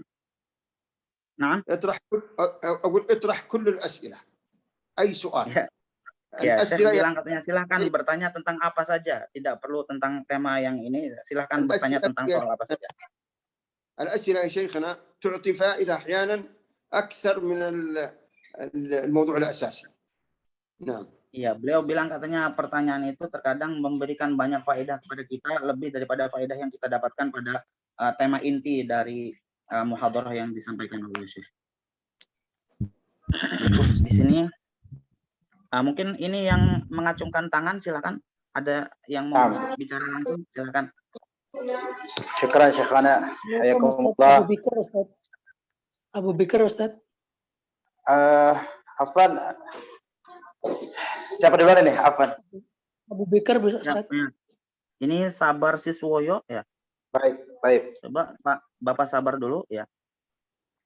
Syukran Ustazana wa Syekhana, jazakumullah khairan. Ada soal Syekh, soalain awalan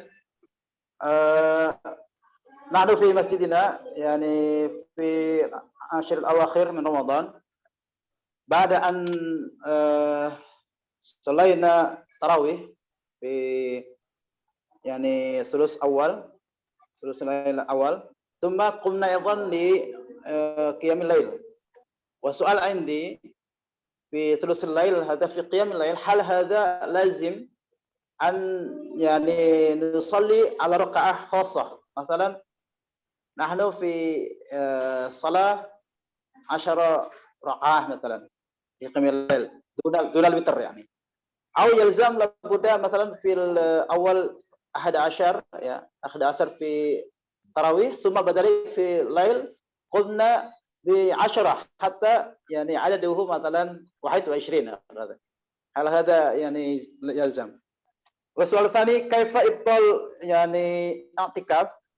هل هناك كلمة خاصة أو يعني كيفية خاصة يعني في إبطال الاعتكاف؟ شكرا وجزاكم الله خيرا. السؤال الأول فهمته، أما السؤال الثاني لم أفهمه، فأنا أجيب الآن على السؤال الأول. أولا قالت عائشة رضي الله عنها كما في الحديث الصحيح، قالت ما زاد النبي صلى الله عليه وسلم في رمضان ولا في غيره عن 11 ركعة. هذا هو الأفضل، ولكن الجواز يجوز أن تصلون 11 13 المهم متر إلى أو 23 المهم متر. لكن سنة النبي صلى الله عليه وسلم، لأن النبي صلى الله عليه وسلم ما كان يصلي صلاة خفيفة مثل صلاتنا في هذا الوقت، كان يطيل القراءة جدا ويطيل الركوع جدا، ركوعه قريب من قيامه وسجوده قريب، من يطيق ذلك؟ فكانت صلاة النبي صلى الله عليه وسلم فيها خشوع وفيها تؤدى وفيها إطالة في القراءة والركوع والسجود. أما الآن فصلاة الناس نسبيا خفيفة بالنسبة لصلاة النبي صلى الله عليه وسلم.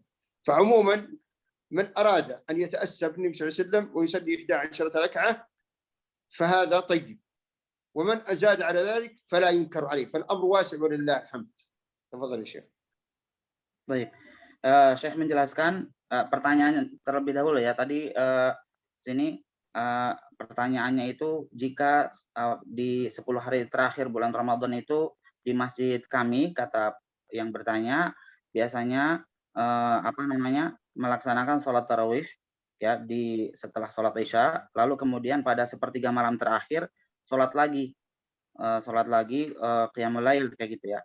Nah, itu bagusnya berapa rakaat? Apakah dilakukan sebanyak 10 rakaat sehingga total semuanya tarawih dan qiyamul lail itu menjadi 21 atau bagaimana gitu ya. Kemudian Syekh menjawab di sini bahwa Rasulullah Shallallahu alaihi wasallam dalam sebuah hadis yang diriwayatkan Ibunda Aisyah radhiyallahu anha kalau nggak salah ya, maka Rasulullah Shallallahu alaihi wasallam yazidu fi Ramadan wala fi ghairihi ala 11 rakaatan, bahwa beliau itu Shallallahu alaihi wasallam tidaklah menambah di dalam sholat malamnya baik di bulan Ramadan ataupun di luar bulan Ramadan lebih daripada 11 rakaat ya.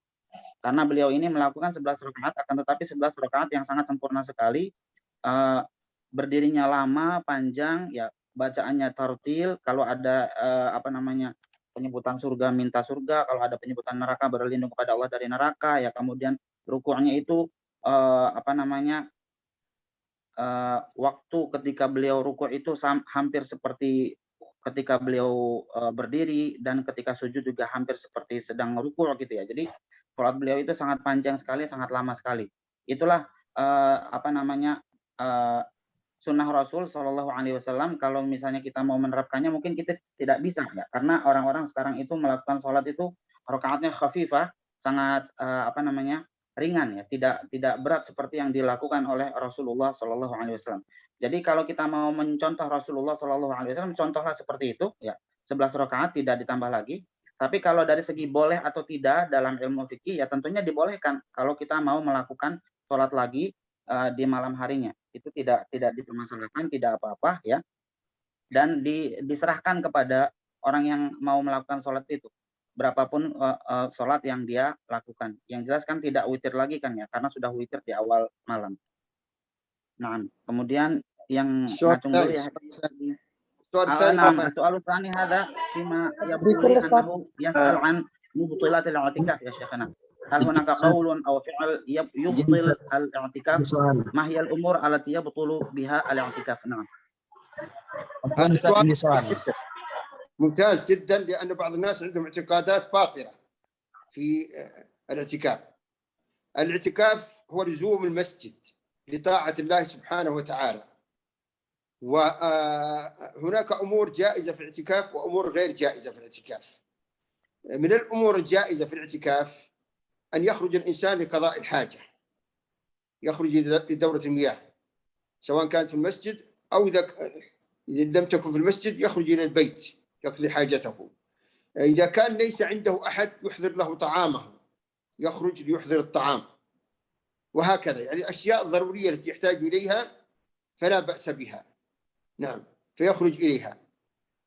أما الأمور التي تبطل الاعتكاف فهي الخروج من المعتكف لغير ضرورة، الخروج من المعتكف لأمور الدنيا للبيع والشراء وغير ذلك، نعم، فهذه تتناقض مع الاعتكاف، نعم. والمقصود وروح الاعتكاف هو العبادة والخشوع. المقصود في الاعتكاف أن يخلو الإنسان بنفسه وأن ينشغل بتلاوة القرآن والذكر ومحاسبة النفس وتذكر الموت، تذكر الجنة، والتزود من الأعمال الصالحة. هذا هو المقصود الأساسي. ولذلك فإن بعض من يعتكفون جماعات مع بعضهم قد يفوتهم هذا المقصود، المقصود الإيماني من الاعتكاف، لأنهم يشغلون بالأحاديث الجانبية والدنيوية فيما بينهم. ولذلك انظر كيف النبي صلى الله عليه وسلم ضربت له خيمة صغيرة وعلى صغر المسجد النبوي في ذلك الوقت، لأن المقصود بالاعتكاف هو أن يخلو الإنسان وينقطع عن الدنيا وعن الناس. تفضل يا شيخ حفظك الله. Nah, jadi Syekh menyebutkan di sini definisi daripada i'tikaf itu adalah luzumul masjid li taatillah. Menetap di sebuah masjid untuk melaksanakan ketaatan kepada Allah Subhanahu wa taala. Beliau tidak orang yang melakukan i'tikaf ini tidak boleh keluar dari tempat i'tikafnya kecuali untuk hajat-hajat yang dia butuhkan. Seperti misalnya ingin BAB, buang air besar ataupun buang air kecil ya, itu dibolehkan dia keluar dari masjid ya karena memang hal tersebut dibutuhkan. Atau kalau misalnya dia itu tidak ada orang yang menyediakan makanan untuk dia, maka dia boleh keluar untuk makan ya, untuk makan baik itu sahur ataupun buka puasa ya. Jadi yang penting untuk urusan-urusan yang urgen dan penting ya.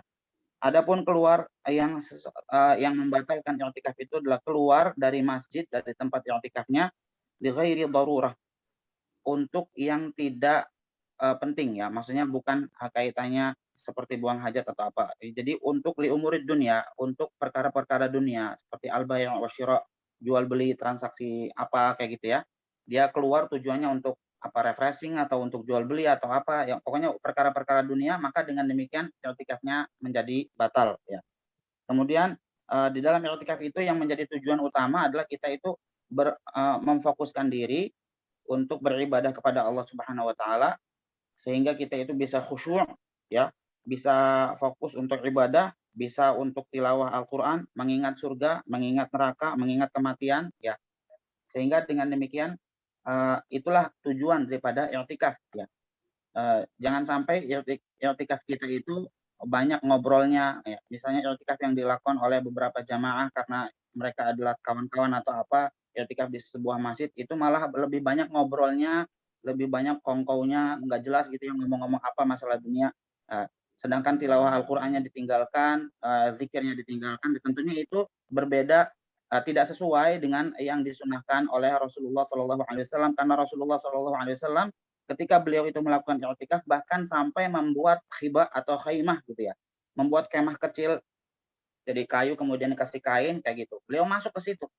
Jadi sama sekali nggak ngobrol, nggak ngapa-ngapain gitu. Betul-betul fokus untuk melakukan ibadah. Itulah sunnah Rasul SAW dalam beriktikaf. Nah, Syekhana, baik yang ini dulu ya. Sebelum Abu Bakar, Ustaz. Yang Abu Bakar ya, silakan Abu Bakar. Assalamualaikum warahmatullahi wabarakatuh ya Syekh. Waalaikumsalam. Soal yang kami tanyakan mengenai tauhid, sebagaimana disampaikan oleh para ulama, asatidzah, bahwa mengenai sifat Allah, asma dan sifat Allah, kita berdasarkan dalil tanpa takwil, tanpa ta'til, tahyid dan lain sebagainya.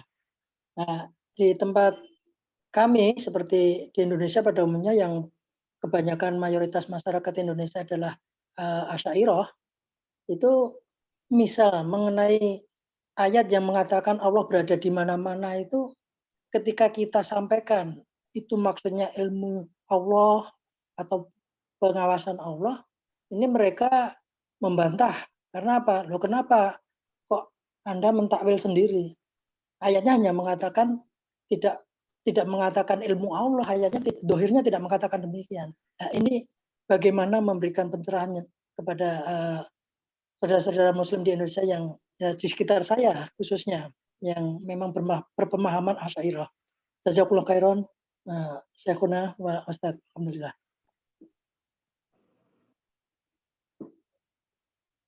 لا يوجد صوت. لا يوجد صوت.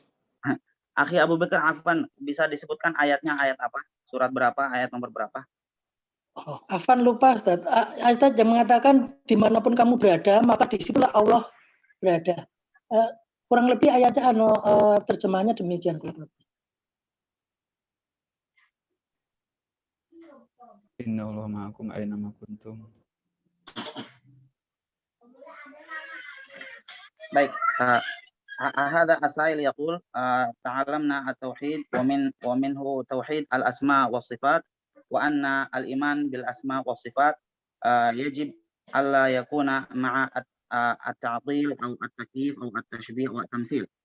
عرفنا ذلك، وعندما يعني قلت في بعض الدروس يعني كما في قوله تعالى مثلا أينما تكونوا فثم وجه الله، يعني أو الآيات التي تدل على أن علم الله سبحانه وتعالى في كل مكان. فقال جماعة يعني بعض الجماعة من الحاضرين ويعني ربما أكثرهم من الأشعرية من الأشاعرة،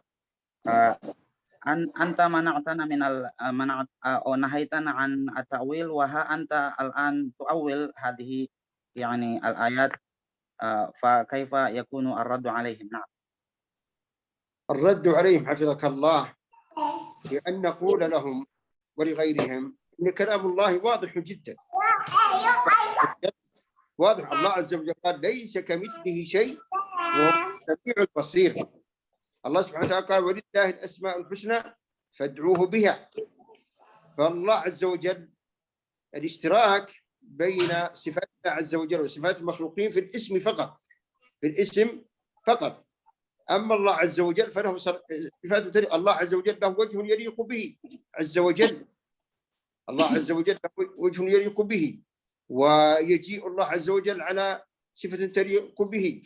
استوى على العرش استواء لائق به عز وجل، فلا تشبه صفات الله عز وجل بصفات المخلوقين أبدا. الاشتراك في فقط، الاشتراك في الاسم فقط. ثم يقال لهم إن هذا المنهج وكان عليه النبي صلى الله عليه وسلم وصحابته الكرام والقرون المفضلة الثلاثة الأولى كانوا على هذا المنهج، عدم التأويل. التأويل طرأ فيما بعد أتى به بعض أهل البدع، فكيف نترك ما كان عليه النبي صلى الله عليه وسلم وصحابته الكرام والقرون المفضلة الأولى إلى غيرها؟ فيقال لهم الفيصل بيننا وبينكم هو كتاب الله، وكتاب الله كلام عربي واضح نص ودلالة، فتحريفه عن المقصود به هذا تأويل باطل ولا يجوز، وربما ويؤدي بالإنسان إلى الخروج من دائرة أهل السنة والجماعة، وربما أدى إلى الكفر حسب ما حصل من التأويل. تفضل يا شيخ حفظك الله.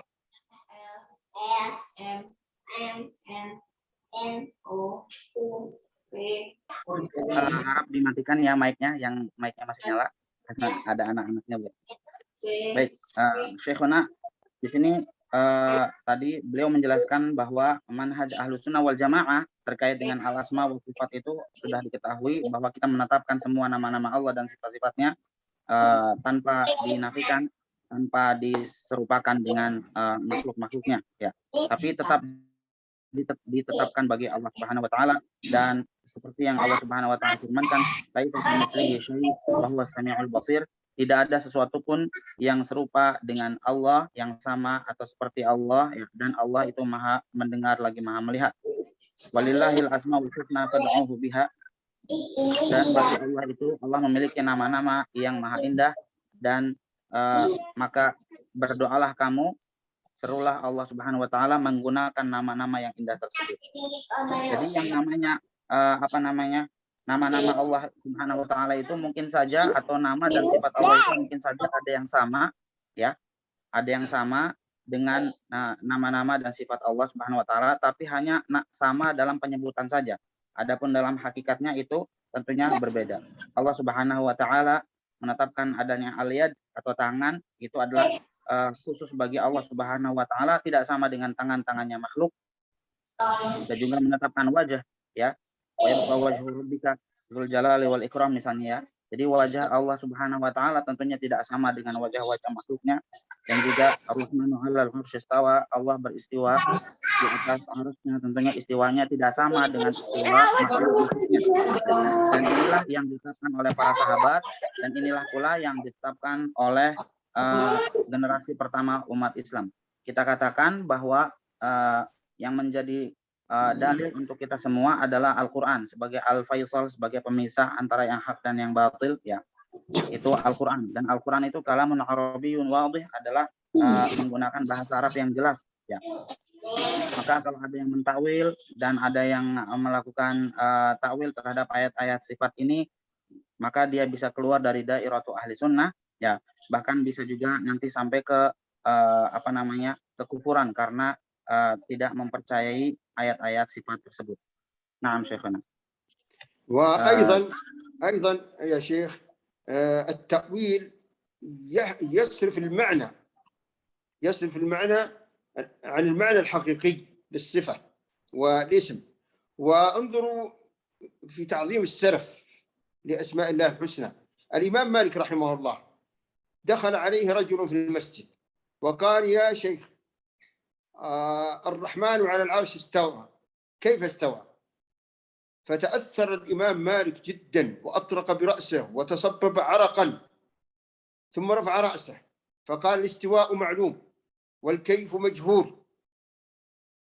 قال: الاستواء معلوم والكيف مجهول، ثم قال: ولا أراك إلا رجل سوء، وأمر بإخراجه. انظر كيف تعظيمهم للنص القرآني. فكان السلف يعظمون ويقفون عند الحدود. فهذه عقيدة أهل السنة والجماعة، نعم، ينبغي أن نلزمها. نعم، تفضل حياك الله شيخ.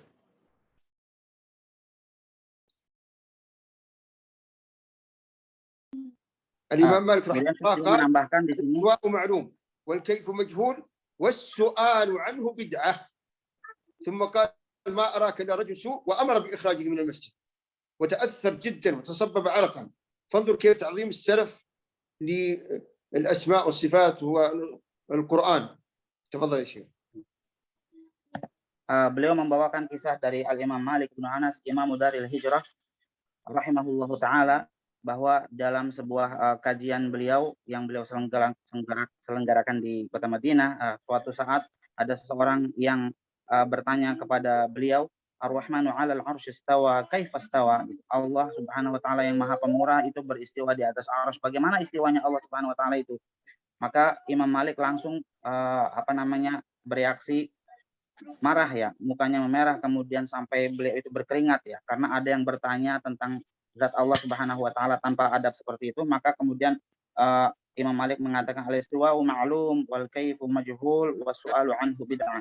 Yang namanya istiwa itu secara bahasa sudah dikenal, sudah diketahui. Siapapun orang yang tahu bahasa Arab pasti dia tahu makna daripada istiwa tersebut.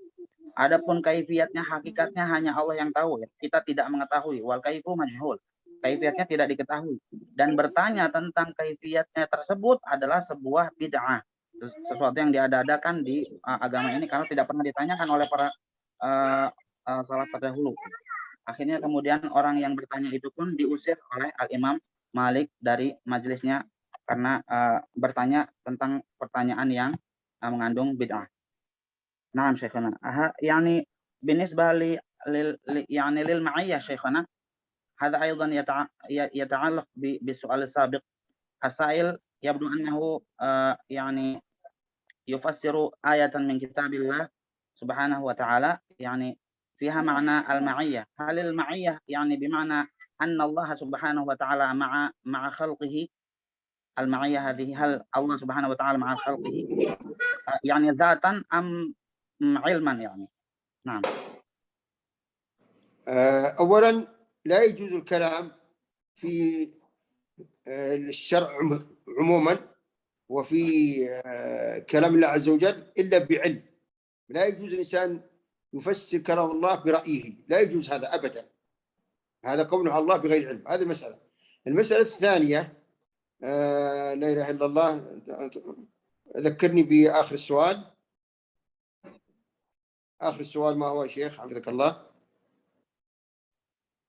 آخر سؤال نعم هذا فيما يتعلق بالأسماء والصفات أو نعم. قبله. نعم فيما يتعلق بالأسماء والصفات Afan Ustaz. نعم. Afan Ustaz. Ya. Sepertinya belum sebagaimana yang Ana maksudkan. Jadi ya, silakan. Ana ingin mendapatkan penjelasan tentang ayat apa yang mengatakan dimanapun kamu berada, Allah ada di situ, atau maksud ayat yang selanjutnya bagaimana wallahu alam. Kalau nggak salah Al-Hadid ayat 4 yaitu. Itu Ahlus Sunnah kan mengatakan bahwa yang dimaksud adalah ilmu Allah. Nah, penjelasan bahwa yang dimaksud ilmu Allah ini oleh kalangan orang-orang Asy'ariyah kan dikatakan itu sebagai takwil. Artinya mereka menganggap kita mentakwil. Maksudnya gitu. Itu bagaimana Ustadz ya, Syekh? Ya. هو يؤكد السؤال الذي طرحه وذكر رقم الآية وهي الآية الثالثة من سورة الحديد وهي قوله تعالى وهو معكم أينما كنتم. وهو عندما يشرح هذه الآية يشرح هو الله سبحانه وتعالى معكم أيها العباد بعلمه. هو يعني شرح الآية هكذا. وقال جماعة من يعني المتأثرين بالأشاعرة أنت الآن تؤول هذه الآية، لماذا لم تؤمن بالآية على ظاهرها يعني أن الله معنا، لماذا أنت أولت تلك الآية؟ كيف يكون الرد عليهم؟ نعم. طيب الرد الله يحفظك يكون بالنصوص الأخرى. الله سبحانه وتعالى أخبر بأنه آيات أخرى بأنه سبحانه وتعالى عالم بذاته، وأخبر سبحانه وتعالى بأنه مستوى على عرشه. فمذهب أهل السنة والجماعة هو الجمع بين النصوص، الجمع بين النصوص، وبعض النصوص يفسر بعضها بعضا. النصوص من القرآن والسنة يفسر بعضها بعضا، والمستقر عند أهل السنة والجماعة أن الله عز وجل مستو على عرشه بائن من خلقه سبحانه وتعالى. والذين يقولون إن الله في كل مكان هذا أعوذ بالله عقيدة باطلة جدا. يعني كيف تقول الله في أي مكان، في مكان مستقبح أو مكان مستحسن؟ ما يجوز هذا. والآية واضحة معناها أن الله معنا بعلمه لأدلة كثيرة، منها قول الله عز وجل ليس كمثله شيء وهو السميع البصير، وقول سبحانه وتعالى يعلم خائنة الأعين وما تخفي الصدور وغير ذلك. الله عز وجل مع العباد بعلمه سبحانه وتعالى ليس بذاته، لأنه مستو على عرشه بائن من خلقه. نعم. Ya, jadi Syekh menjawab di sini bahwa tafsirannya itu sudah benar kalau dikatakan wa huwa ma'akum aina ma kuntum, dan Allah beserta kalian dimanapun kalian berada. Maksudnya Allah bersama kalian dengan ilmunya. Allah itu bersama kalian dengan ilmunya, bukan dengan dirinya. Karena kalau dikatakan dengan dirinya, ini adalah akidah yang batilah, berarti Allah Subhanahu wa taala berada di segala tempat ya. Kalau aina ma'akum itu artinya bersama kalian dimanapun kalian berada, berarti Allah berada ketika kita masuk WC ada di WC, ketika masuk ke tempat yang kotor ada di tempat yang kotor. Kan tidak mungkin seperti itu. Jadi kita katakan manhaj Ahlus Sunnah wal Jamaah ketika berkaitan dengan ayat-ayat sifat ini itu mengkompromikan beberapa ayat-ayat, semuanya disatukan, disatupadukan ya, bukan hanya mengambil satu ayat itu saja, tapi dipadukan semuanya. Maka ketika Allah Subhanahu wa taala menyatakan Ar-Rahmanu 'alal 'arsy istawa, ya berarti kita kalau mau menetapkan ayat tersebut dan mau menetapkan juga ayat yang ini wa huwa ma'akum, yaitu berarti dua-duanya harus ditetapkan. Berarti Allah berada di atas arsy, sedangkan yang dimaksud bersama kalian itu maksudnya adalah mengetahui kalian ya ilmunya yang bersama dengan kita, bukan zatnya atau dirinya ya. Juga di sini dikatakan bahwa yang namanya manhaj Ahlussunnah itu bahwa menyatakan Allah Subhanahu wa taala mustawin ala arsyihi ba'inun min khalqihi. Allah Subhanahu wa taala itu beristiwa di atas arsy-nya dan terpisah dari makhluknya. Enggak nyampur, bukan hulul atau nyampur ya dengan makhluknya, tidak, tapi berpisah gitu ya. Dan juga karena Allah Subhanahu wa taala misalnya menyatakan ta'lamu ya'lamu kha'inatal a'yun wa ma tukhfis sudur. Allah Subhanahu wa taala itu mengetahui mata-mata yang khianat dan juga mengetahui apa yang disembunyikan di dalam hati ya. Dan juga dalil-dalil yang lain tentang ilmu Allah Subhanahu wa taala, bahwa ilmu Allah itu meliputi segala sesuatu, sehingga dengan demikian dapat kita ketahui bahwa yang namanya bersama itu tidak harus ada di samping kita ya. Ketika kita menelepon teman kita atau siapa, kita bilang saya mendukungmu, saya bersama dengan kamu, bukan berarti dia itu harus ada di samping kita, harus ada di dekat dari kita, enggak gitu ya. Jadi kebersamaan itu bisa menjadi kebersamaan dalam pengetahuannya, kebersamaan dalam dukungannya ya, kebersamaan dalam pertolongannya gitu ya. Itulah yang dimaksud dengan ma'iyah di sini, kebersamaan, bukan berarti ada di samping kita gitu ya. Nah, Syekhana azan al-waqt li azan al-muadzin salat zuhur Syekhana. Rubama soalan akhir soal ya Syekh. Akhir soal mungkin. Baik, yang mau bertanya lagi ada lagi satu aja nih terakhir. Bapak Hadiman Abu Yahya, silakan. Ustaz, barakallahu fikum. Assalamualaikum warahmatullahi wabarakatuh. Waalaikumsalam warahmatullahi wabarakatuh. Jazakallah. Syekh, ini soal, apakah disyariatkan ketika imam ketika mulai kemudian membaca surat kunut witir, apakah disyariatkan untuk mengangkat tangan dan mengucapkan dengan amin, Syekh? Ya Ustaz, jazakallah khairan. Akhuna Anifan yas'al yaqul inda qunutil witr hal yushra'u lana an narfa'a aydiyana wa nu'ammin ala du'a al-imam. Naam. نعم يشرع ذلك، يشرع أن ترفع يديك، لأن رفع اليدين من أسباب الإجابة مع الخشوع والخضوع لله سبحانه وتعالى واستحضار عظمة الله، لأن معنى آمين اللهم استجب. والمؤمن هو حقيقة داعي، المؤمن هو داعي، فالإمام يقول اللهم أعز الإسلام والمسلمين، والمأموم يقول آمين، يعني كأنه قال اللهم أعز الإسلام والمسلمين. نعم، ومعنى آمين معناها اللهم استجب. نعم. Baik, ini mungkin pertanyaan yang terakhir, akhir soal. Jadi mohon maaf untuk pertanyaan-pertanyaan yang lain belum bisa kami ajukan kepada Syekh karena waktunya sudah mepet di sini. Di tempat saya sudah azan zuhur ya.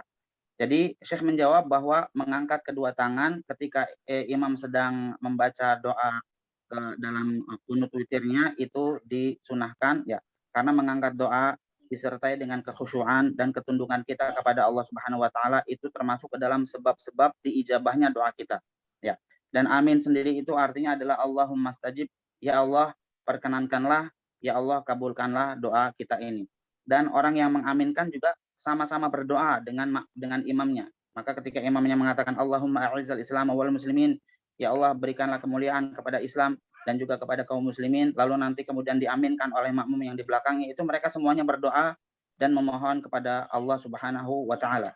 Sehingga ringkasnya bahwa beliau menyatakan disunahkan untuk mengangkat tangan dan mengucapkan amin saat imam itu membaca doa di dalam kunut witir.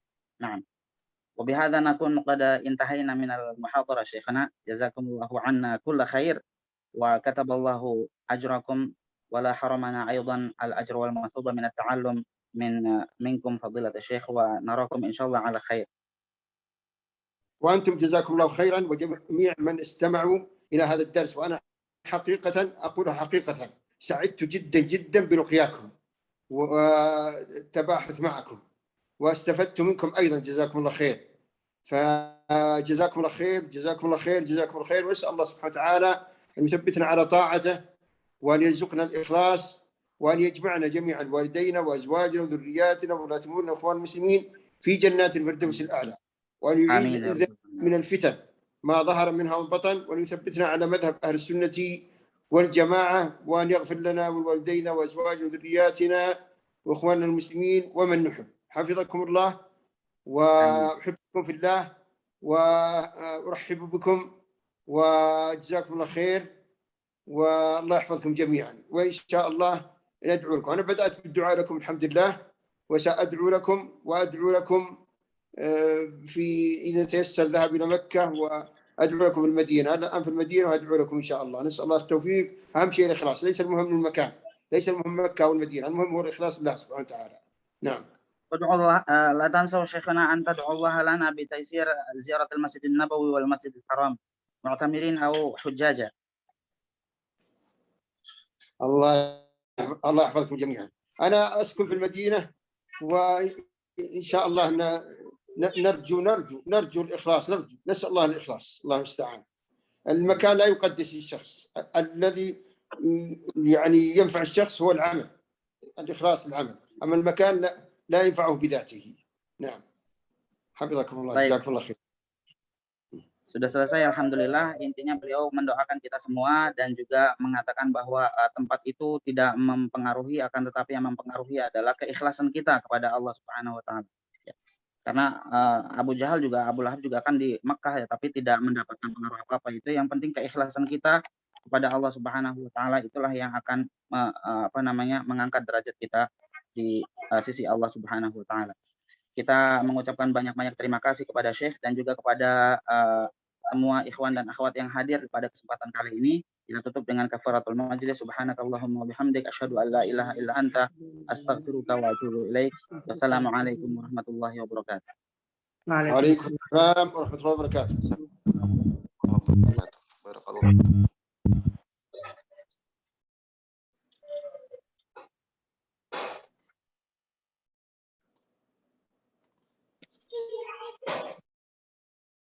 Jazakumullah khairan ya Syekhna. Amin, amin wa iyyakum.